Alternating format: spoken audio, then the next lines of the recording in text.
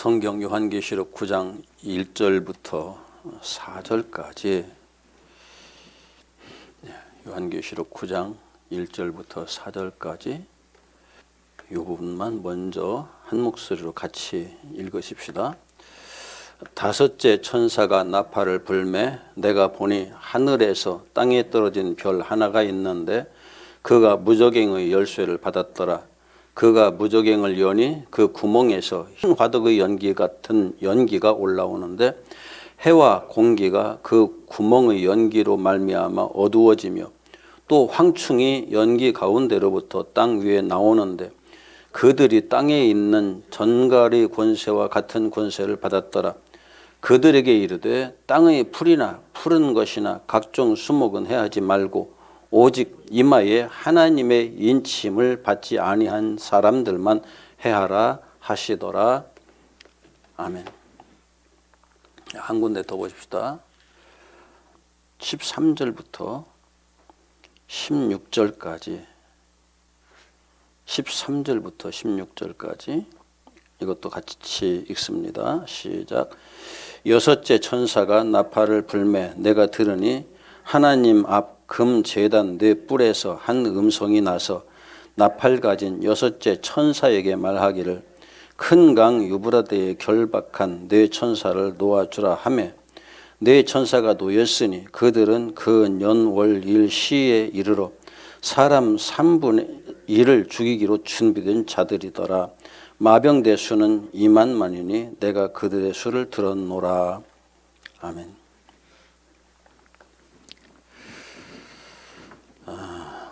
오늘도 이 원고를 다 보면서 말하면은 시간도 많이 갈 것 같고 그래서 원고는 어제 읽어오라고 부탁을 드렸었는데 이거 가지고 가서 또 집에서 읽으시고요.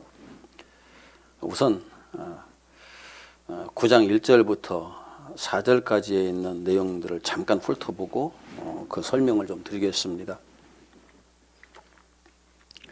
첫째, 둘째, 셋째, 넷째 천사가 나팔을 부는 것하고 다섯째 천사가 나팔을 부는 게 달라요. 첫째, 둘째, 셋째, 넷째는 우리의 존재를 형성하고 있는 요소들에 하나님께서 당신의 말씀으로 하나에서부터 10까지 그 우리의 이 땅에 사는 육체에 형성된 인격적 요소, 우리가 흔히 인간이라고 말할 때 그 인간이 가지고 있는 특징들, 이런 것들에 하나님의 말씀이 다 적용되면서 그것이 본질이 아니다라는 것을 깨우쳐주는 것이었고,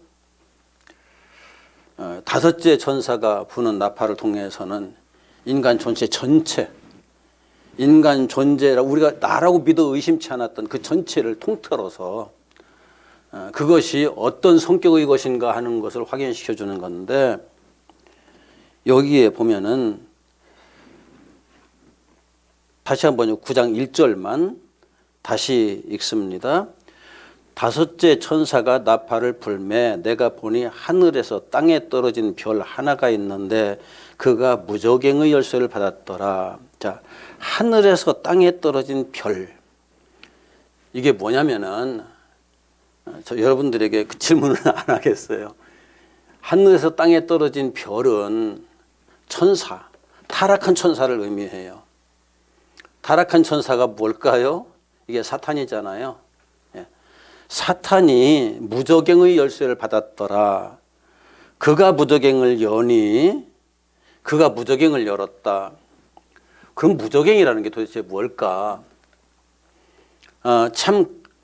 이게 그 시대에 사용할 수 있는, 사람들이 인식할 수 있는 범위 내에서 사용할 수 있는 단어 중에 가장 적절한 단어를 딱 끄집어내서 사용한 건데, 저와 여러분들의 인간의 내면 속에 자리 잡고 있는 본질이에요.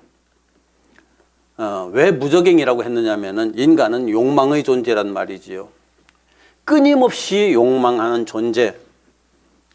그 욕망이 어떤 경우에도 채워지지 않는 욕망이기 때문에 무저갱이라고 표현한 거예요. 여러분 여지껏 살아왔지만 살아오는 과정에서 어떤 사람이 그 자기 욕심이 다 채워졌다고 더 이상 채워질 것이 없는 사람이야 나는 이라고 생각하는 사람을 본 적이 별로 있나요? 어떤 형태로든지 무엇인가 더 채우기 위해서 인간은 끊임없이 노력할 수밖에 없는 존재예요. 그런데 재미있는 것은 이 땅의 인간의 욕망 때문에 문화가 발전하고 문명이 발전해 간다는 거죠. 우리가 아무것도 욕망하지 않는다면은 이 땅에 어떤 문명도 발전하지 않아요. 배우려고 하지 않고 돈 벌려고 하지 않고 더 먹으려고 하지 않고 건강하려고 애쓰지도 않고 아무런 욕망이 없다고 그러면은 인간의 역사가 발전할 수가 없어요. 그런데 욕망이 있기 때문에 이 땅에 인간의 문명이 발전하는 거예요. 역사가 발전해 가는 거예요. 그런데 그 결과가 어떻게 가느냐? 성경에서는 그건 결국 바벨탑을 쌓는 것에 지나지 않는다. 바벨이라는 성을 짓고 바벨탑을 쌓는 것일 뿐이다. 그 이상도 그 이하도 아니다라고 성경은 우리들에게 이미 가르쳐 줬어요. 지금 우리들이 문명이 계속 발전해 가면은 인간이 하나님처럼 될 것 같죠? 이게 사탄의 유혹이거든요. 내가 선악을 알게 하는 지식을 취하면은 내 것으로 만들면은 너는 하나님과 같이 될 거야 라고 사탄이 말했던 것을 아담이 그대로 받아들였어요. 그것이 우리 인간에게 지금까지 고스란히 그대로 작용하고 있는 거예요. 이것이 끊임없는 욕망이 되어서 이 세계에 인간이 하나님처럼 되고자 하는 일들을 계속 만들어가죠. 지식도 더욱더 확장시켜가고 과학도 확장시켜가고 인간이 할 수 있는 모든 능력들을 최대한 상승시켜가면서 문화를 발전시키고 문명을 발전시키는데 그러다 보니까 이게 사람이 점점 더 그쪽으로 가면 갈수록 하나님이 필요치 않은 존재가 되어가는 게 사실이에요. 육신으로서는 그래요. 그래서 사람들은 이제는 하나님을 찾는 사람들이 자꾸 줄어가는 거예요. 옛날에는 조금 몸만 아파도 아이고 하느님 했습니다. 이제는 어지간히 몸이 아프면 병원으로 가죠. 아이고 하나님 찾는 사람 없어요. 그런 것부터 시작해서 하나에서부터 10까지 하나님을 찾을 일이 점점 줄어들죠. 이게 무저갱의 존재가 만들어 온 역사예요. 그런데 무저갱이란 말이에요. 아무리 채워도 끝이 없는 무저갱이란 말이에요. 이걸 현대어로 바꾸면 블랙홀이라고 말씀드렸죠. 우리나라 조선시대의 표현대로 하면 밑 빠진 독이다. 이렇게도 표현할 수 있겠죠.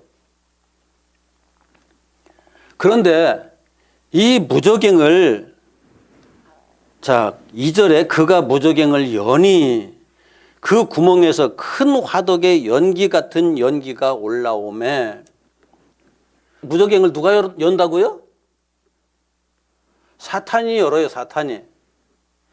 여러분과 나의 욕망의 문을 누가 여느냐? 사탄이 연다고요. 여러분과 나에게 그 무저갱으로부터 나오는 모든 것들이 나올 수 있도록 충동질하는 것은 사탄이에요. 하나님께서 하시지 않아요. 이건.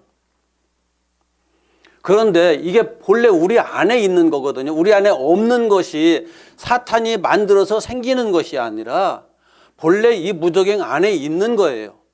그런 것들을 사탄이 무저갱의 문을 열어가지고 이게 고급스러운 말인데 그냥 우리가 흔히 쉽게 이해할 수 있는 말 뚜껑을 연다 이제 그런 얘기죠. 우리들에게서 갑자기 뚜껑이 열리면 어떤 일들이 발생하나요? 그냥 누구나 쓰는 말이잖아요. 이게 열려버리면은 온갖 상스러운 말들이 다 터져 나오죠. 내 속에 있는 본질적인 모든 것들이 터져 나오죠. 얼마나 강하게 충격을 받느냐에 따라서 나오는 정도가 좀씩 다르긴 하지만 그게 나오게 돼 있어요. 이게 인간의 본질이에요. 욕망이 나오는 것도 마찬가지고 그 욕망에 따른, 아니 내가 욕망하는 것이 좌절될 때는 내 속에서 욕이 나와요. 분노가 터져 나와요.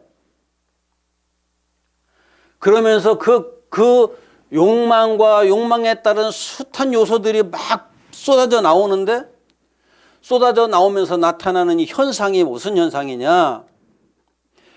해와 공기가 그 구멍의 연기로 말미암아 어두워지며 판단력이 흐려진다고요. 그 순간에. 그리고 내 주변의 모든 것들이 다 그것 때문에 영향을 받아서 안 좋게 바뀌어요. 자, 내 주변에 5사람이 있다고 그래요. 내가 뚜껑이 열렸어요. 뚜껑이 열려서 내 속에 있는 것들이 막 뿜어져 나오기 시작했어요. 5사람이, 내 주변에 있는 5사람이 영향을 받을까요? 안 받을까요? 그들도 같이 어두워지기 시작하고 그들도 같이 까다가다 뚜껑이 다 열려요. 그래가면서 불교식 언어로 아수라장이 되는 거죠. 우리 한 사람 한 사람에게서 나타나는 현상이 죄와 사망의 존재에게서 고스란히 나타나는 현상들이 이 세상을 지옥으로 만들어 가는 거예요. 이렇게 사탄이 하면 그렇게 돼요. 그런데 사탄이 이런 걸 할 때도 하나님의 허락을 받아서 해요. 욥의 뚜껑을 사탄이 열죠. 욥기에서 보면은 욥의 뚜껑을 사탄이 열지 하나님께서 천사를 시켜서 열어라 안 했어요. 처음에는 욥이 그냥 그동안의 훈련을 잘 받았으니까 주신 이도 하나님이시고 가져가신 이도 하나님이시니 하나님께 영광을 돌린다고 얘기를 했어요. 그런데 아주 친했던 친구들이 와가지고 욥을 공격을 하기 시작해요. 친구들이 뚜껑을 안 열어놓은 것 같지만 가만히 보면 친구들도 이미 욥의 상황을 보면서 나름대로 그들의 뚜껑이 열려가지고 욥을 판단하기 시작을 해요. 내가 잘못했기 때문에, 내가 죄인이기 때문에, 하나님 앞에서 뭔가 큰 죄를 지었기 때문에 내가 지금 이렇게 됐지. 그렇지 않다면은 이럴 수가 없다라고 얘기를 하는 거죠. 그 순간에 욥도 뚜껑이 또 열리는 거죠. 그래가면서 친구들을 원망해가면서 욥이 그래 인격 수양이 잘 된 사람이기 때문에 거친 말은 안 나오지만, 아니 욥기 보면 나중에 거친 말도 나와요. 그러면서 그 사람들이 모여있는 곳이 점점 어두워지는 상황이 발생하는 거예요. 진리를 말한다고 하지만 진리를 찾지 못하고 헤매는 모습들도 보이고요. 하나님의 뜻을 말한다고 그러지만 하나님의 뜻은 온데간데 없고 사람의 생각만 왔다 갔다 하고 있죠. 그래서 해가 어두워지고 공기가 오염되는, 주변이 어두워지는 일들이 발생하는 거예요. 그래서 우리가 우리의 입술을 통해서 부정적인 말이 나온다는 것은, 우리의 입술을 통해서 부정적인 말이 나온다는 것은 바로 이런 의미예요. 누구 입에서든지, 목사의 입에서든지, 아니면 뭐 어떤 위대한 사람들의 입에서든지, 아니면 저기서 구걸하는 사람의 입에서든지 부정적인 말이 나오고 있다. 이미 그것은 사탄이 그 사람의 무저갱을 열어서 무저갱에서 부정적인 것이 올라오고 있는 상황이라고 이해를 하면 돼요. 하나님의 사람의 입에서는 절대 부정적인 얘기 안 나와요. 나올 수가 없어요. 절대 부정적인 그 요소들이 나오지 않는다는 것은 하나님의 사람은 성령의 지배를 받기 때문이에요. 하나님의 지배를 받기 때문이에요. 그런데 연기만 나오는 것이 아니라, 자 3절, 또 황충이 연기 가운데서 땅 위에 나오매 그들이 땅에 있는 전갈이 권세와 같은 권세를 받았더라. 황충인데 황충이 여기서 이제 메뚜기 정도로 이해를 하면 돼요. 그런데 단순한 메뚜기가 아니고 전갈과 같은 메뚜기란 말이죠. 메뚜기는 그렇게 두려운 존재는 아니죠. 그렇게 우리를 위협할 수 있는 존재는 아니죠. 전갈은 안 그렇잖아요.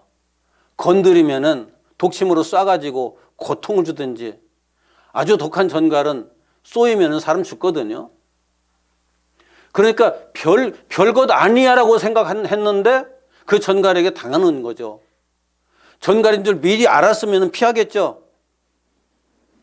그런데 메뚜기처럼 생각했다가 당하는 거예요.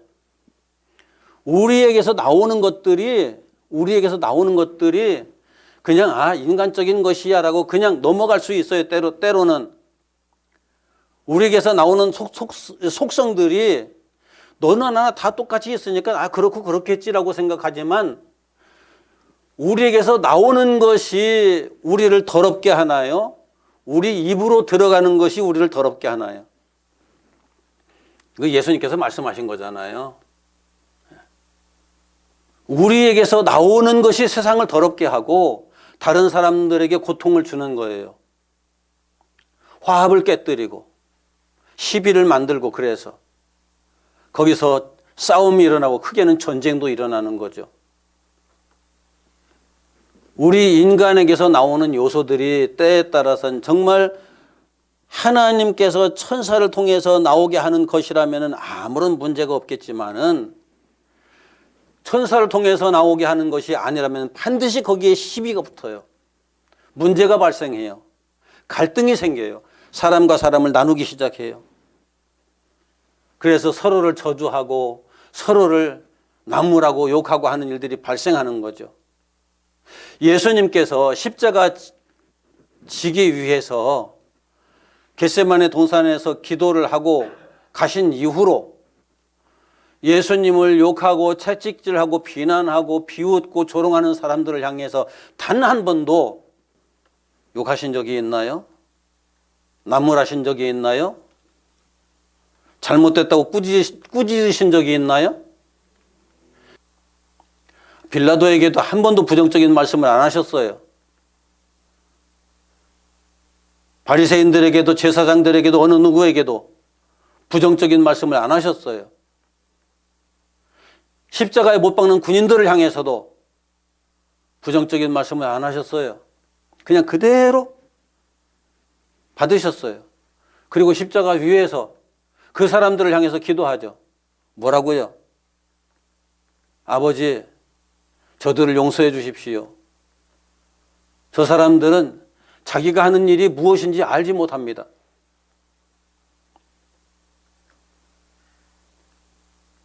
인간은 그렇게 하지 못해요. 인간은 무저갱을 가진 존재이기 때문에 자기가 그 순간에 쏟아낼 수 있는 모든 비난을 다 쏟아낼 거예요. 예수님과 같이 못 박힌 강도들을 보면 알잖아요.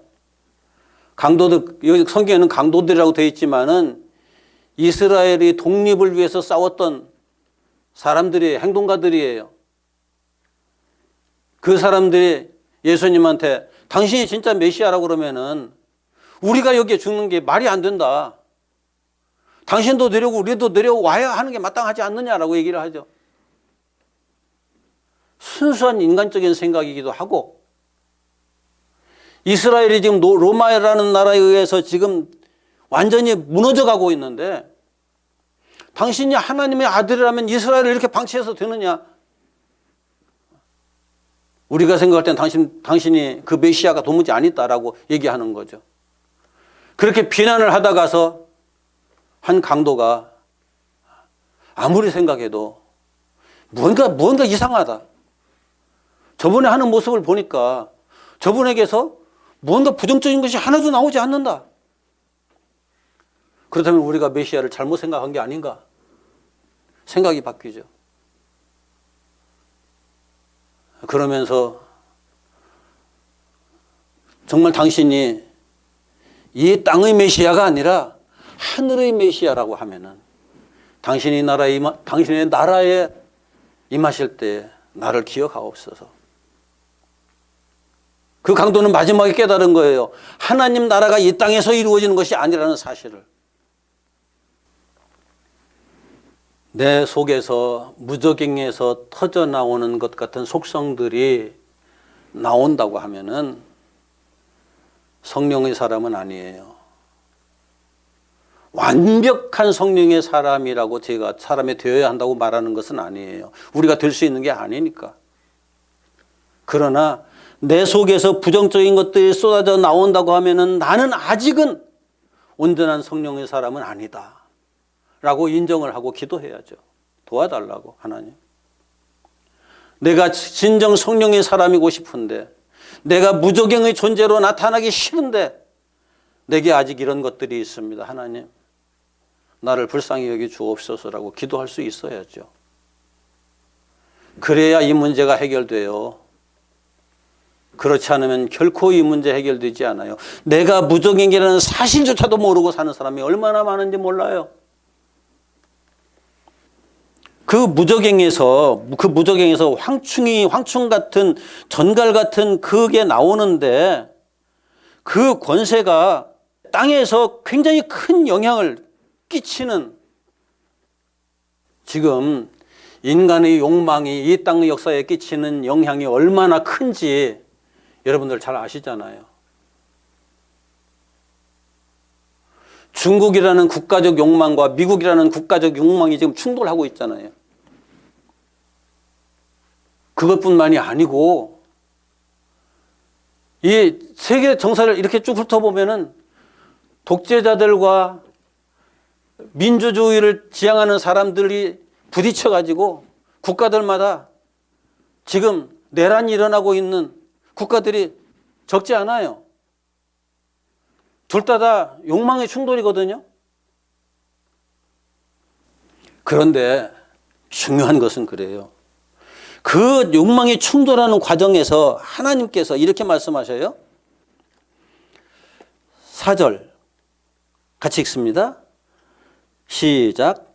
그들에게 이르시되 땅의 풀이나 푸른 것이나 각종 수목은 해하지 말고 오직 이마에 하나님의 인침을 받지 아니한 사람들만 해하라 하시더라.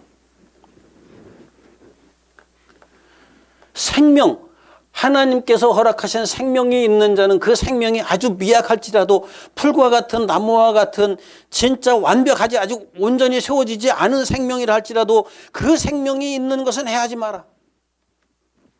이걸 이렇게도 얘기할 수 있어요. 내 안에 형성되고 있는 진리의 생명의 요소는 절대 건드리지 마라. 그러나 내게 있는 비진리에 속한 것들은 사정없이 공격해서 제거하라.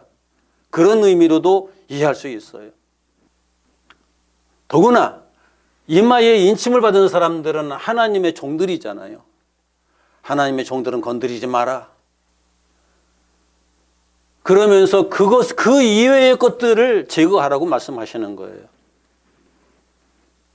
여기선 제거하라는 말을 제가 사용했는데, 제거하라는 것이 아니라 그런 것들을 고통스럽게 함으로써 자기 자신이 하나님에게서 얼마나 벗어났는지를 확인시켜주는 일을 하고 있는 건데, 그렇다고 해서 며칠 전에 TV에서 그 대도 조세형 얘기를 하더라고요. 그 조세형이 몇 가지 원칙을 가지고 도둑질을 했더라고요. 외국인 집 털지 않고, 가난한 집 털지 않고, 판사나 검사 집 털지 않고 등등등등 해가면서 이런 거 다 이렇게 원칙을 딱 세워놓고 도둑질을 했더라고요. 그래서 대도라는 이름이 붙었어요. 사람들이 어떤 면에서는 이렇게 존경하는 마음으로. 그런데 감옥에 들어갔다가 전도받고서 전도사가 됐었거든요. 간증하러도 많이 다녔었죠. 그런데 이게 인간의 본성은 결코 버리지 못한다는 걸 나중에 확인을 했잖아요. 우리나라에서 도둑질한 게 아니라 일본에 원정 가서 도둑질했어요. 일본에 원정 가서 도둑질해가지고 외국인 털지 않는다는 그 원칙이 깨져버렸죠. 나중에 마지막에 도둑질한 것은 가난한 집에 들어가서 돼지저금 도둑질하다 했다가서 그게 들켰어요.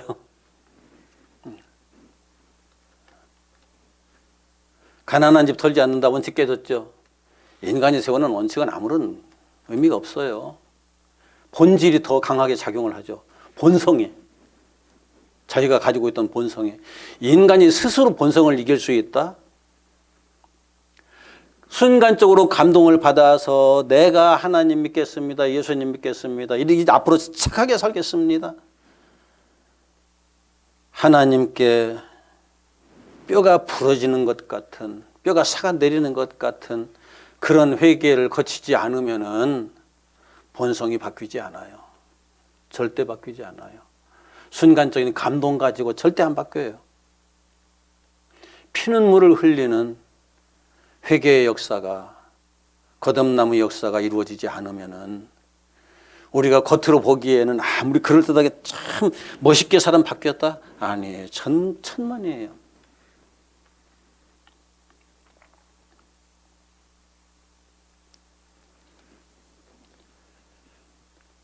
이런 것들이 이 땅에 가득해요. 그 무적행에서 나온 연기와 같은 것들, 메뚜기와 같은 전갈이 권세를 가지고 있는 요소들이 이 땅을 다 뒤덮고 있어요, 지금. 이것이 어디에서 제한적으로 장소를 택해가지고 역사하느냐? 절대 안 그래요. 교회 안에도 가득하고요. 절 안에도 가득하고요. 천주교 안에도 가득하고요. 종교라는 이름을 가지고 더 이것이 날뛰는 데가 많아요. 성령이 아니면 안 되는 거죠. 그 무적행의 사자, 무적행의 진짜 주인의 이름이 11절 같이 읽읍시다. 그들에게 왕이 있으니 무적행의 사자라. 히브리어로는 그 이름이 아바돈이요 헬라어로는 그 이름이 아볼로온이더라. 사탄이에요, 사탄. 우리말로 사탄. 사탄 영어인데 마귀죠, 그냥. 내 안에 나의 무적행을 조종하고 있는 건 사탄이에요. 이것을 이해를 해야 내 안에서 부정적인 생각이 일어나고 부정적인 말이 내 입에서 나오려고 할 때 내가 지금 사탄의 조종을 받고 있구나라는 것을 얼른 깨닫고 입을 닫고 하나님 앞에 무릎 꿇고 엎드려 기도를 시작해야죠. 그러지 않으면 우리가 스스로 이것을 제어할 수는 없어요. 이게 5번째 나팔이 하나님의 말씀이 우리 안에 이렇게 확 들어와서 확인시켜 주는 내용이에요. 하나님의 말씀을 여지껏 들었으면서도 내가 무적행의 존재라는 사실조차 알지 못한다고 그러면 그 사람은 하나님의 말씀을 듣지 못한 거예요. 하나님의 말씀을 아무리 열정적으로 외친다 할지라도 당신들이 무적행이야 라고 외칠 줄 모른다고 그러면 그 사람은 하나님의 말씀을 전하는 게 아니에요. 이 무적행에서 나오는 이 요소들에 대한 문제가 얼마나 심각한지 말하지 않는다고 그러면 하나님의 말씀을 전하는 사람이 아니에요. 분명히 하나님의 말씀을 듣다 보면은 결국은 이렇게 도달하게 돼 있다고요.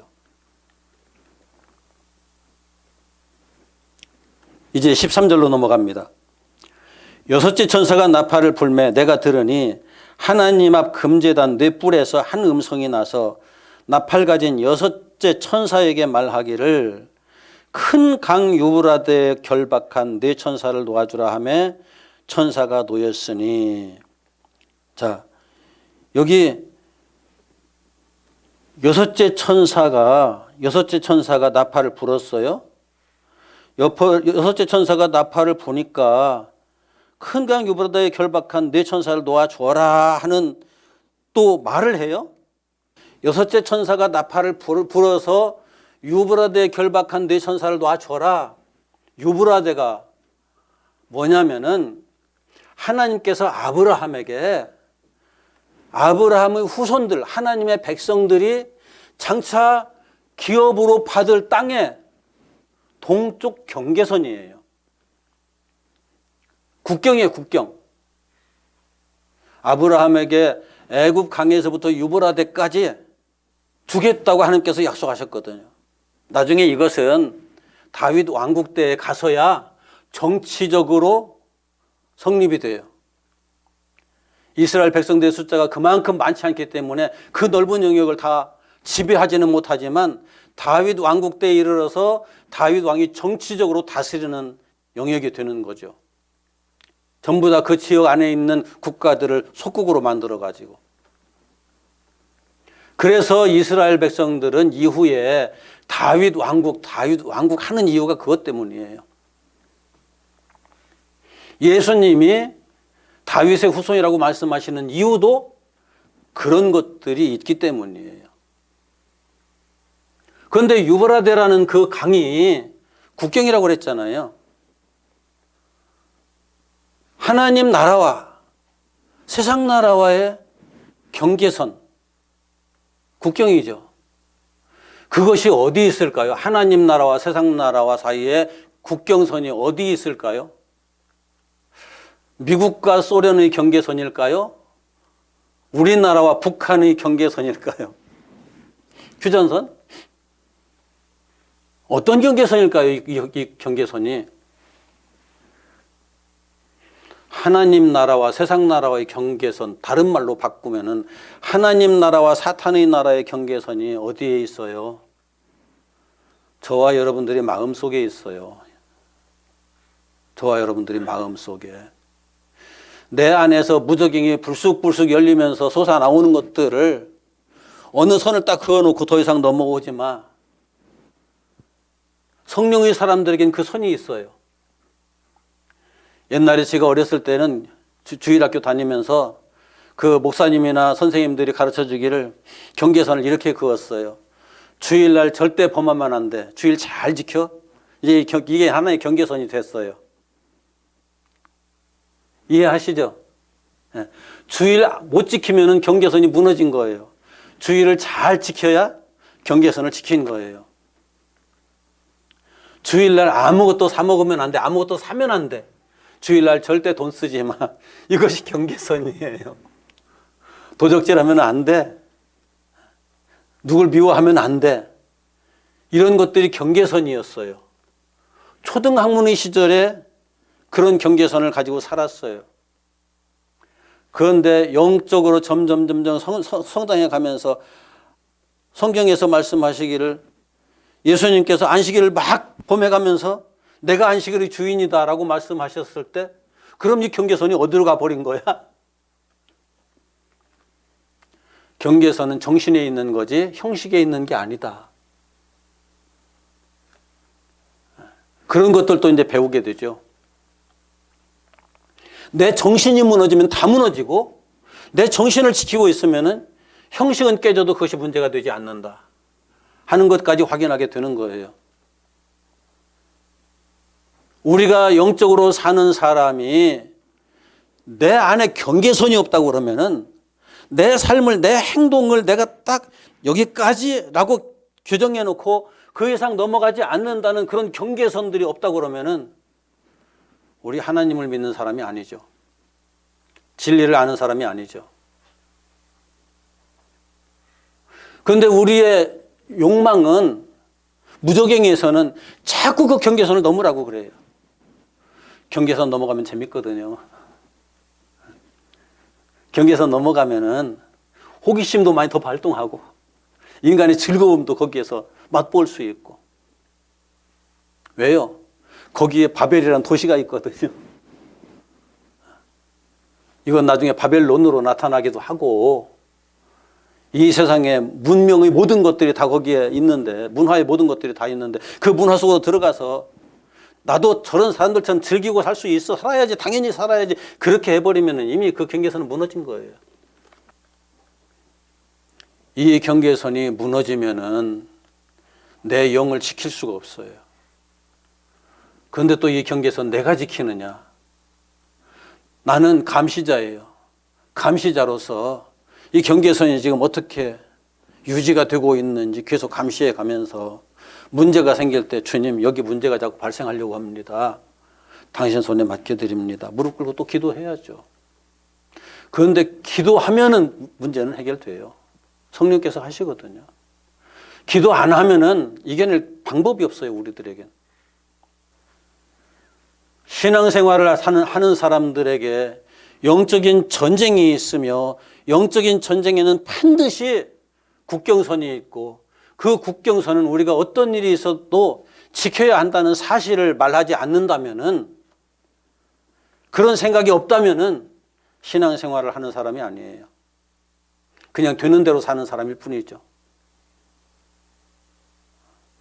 그리고 하나님 말씀을 전해가면서 우리에게 영적 경계선이 있고 그 경계선은 반드시 지켜져야 한다는 사실을 성도들에게 전하지 않는다면은 그것도 설교하는 사람이 아니죠. 말씀을 전하는 사람이 아니죠.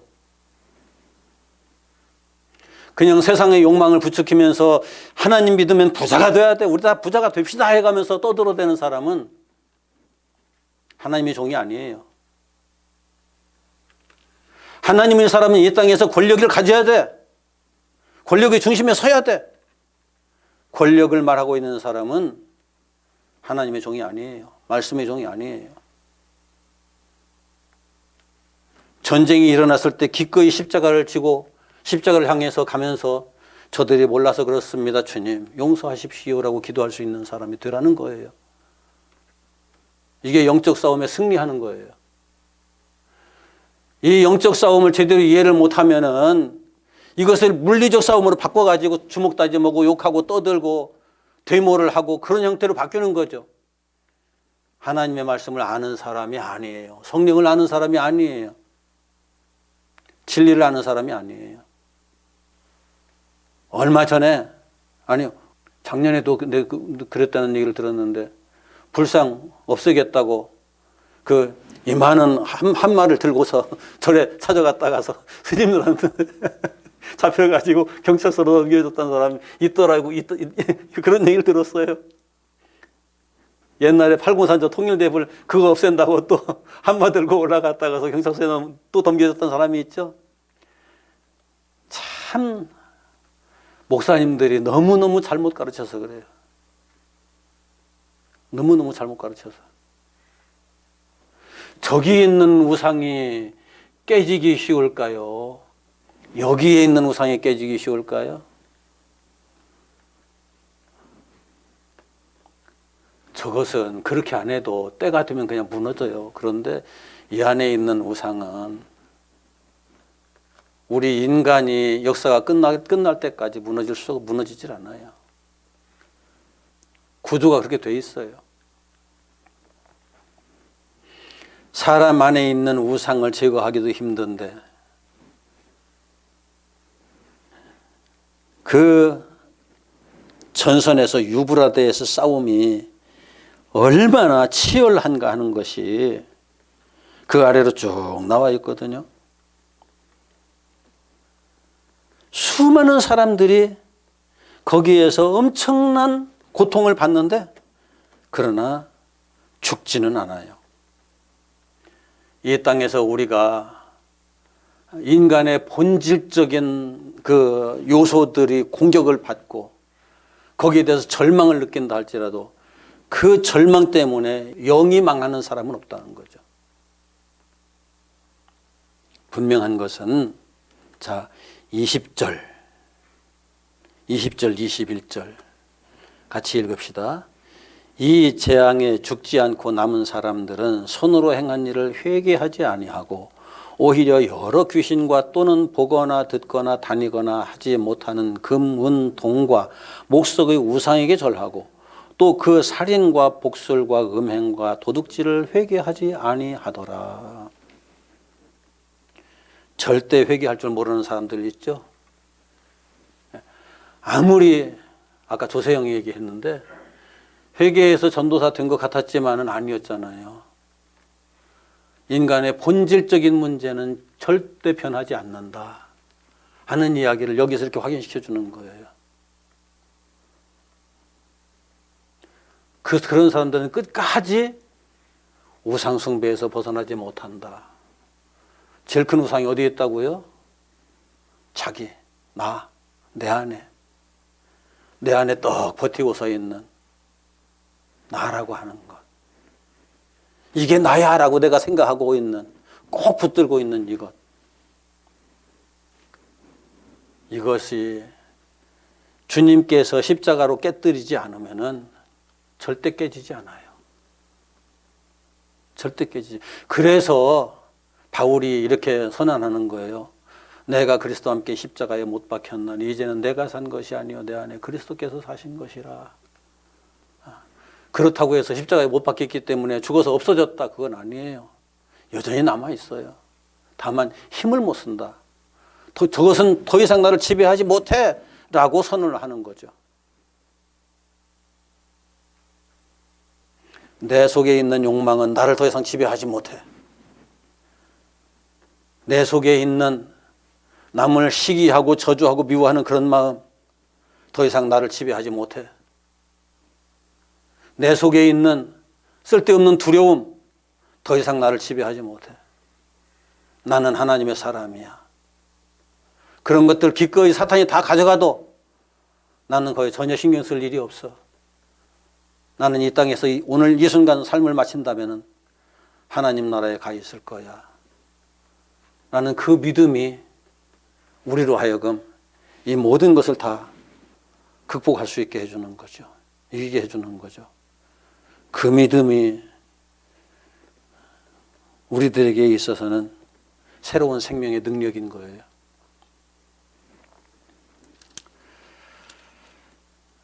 말씀을 정리합니다.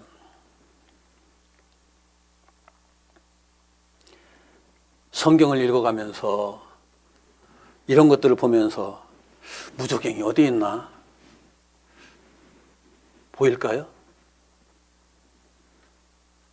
그러면은 저 소련이 무저갱인 같다. 요즘 보니까 중국이 무저갱 같은데 말도 안 되는 생각들을 해요.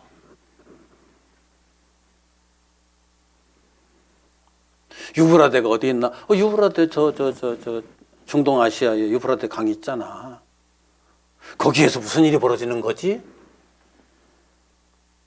말도 안 되는 생각을 하는 거예요.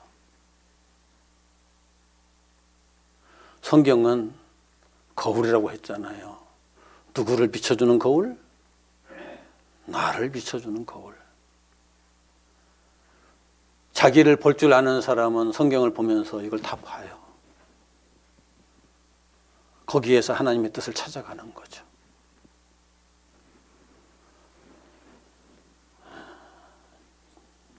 좀 더 상세하게 설명을 하고 싶어도 예배 시간을 자꾸 한없이 늘릴 수가 없어서 요약해서 설명을 드렸어요. 누가 이 요한계시록 9장을 가지고 엉뚱한 얘기를 한다면은 본질이 그게 아니다라는 것을 기억할 수만 있다면은 여러분들은 오늘 하나님 말씀을 제대로 들은 거예요.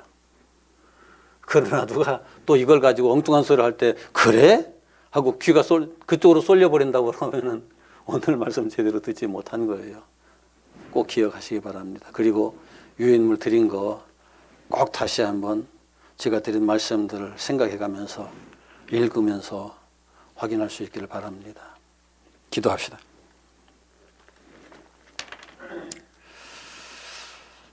하나님, 우리 모두가 다 끊임없이 욕망하는 존재들이었습니다. 지금도 결코 자유롭지 못합니다.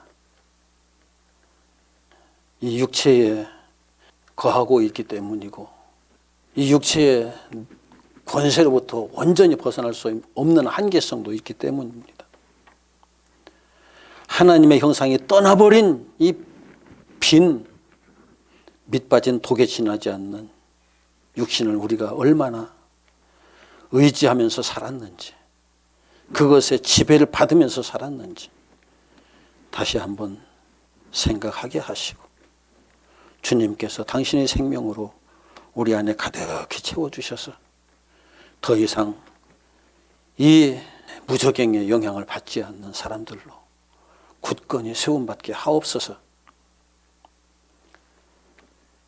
하나님의 형상인 주님만이 내 안에 채워짐으로 이 무저갱으로부터 해방될 수 있음을 깨닫게 하시고 그 일을 위해서 끊임없이 기도를 멈추지 않는 우리의 삶이 되게 하옵소서.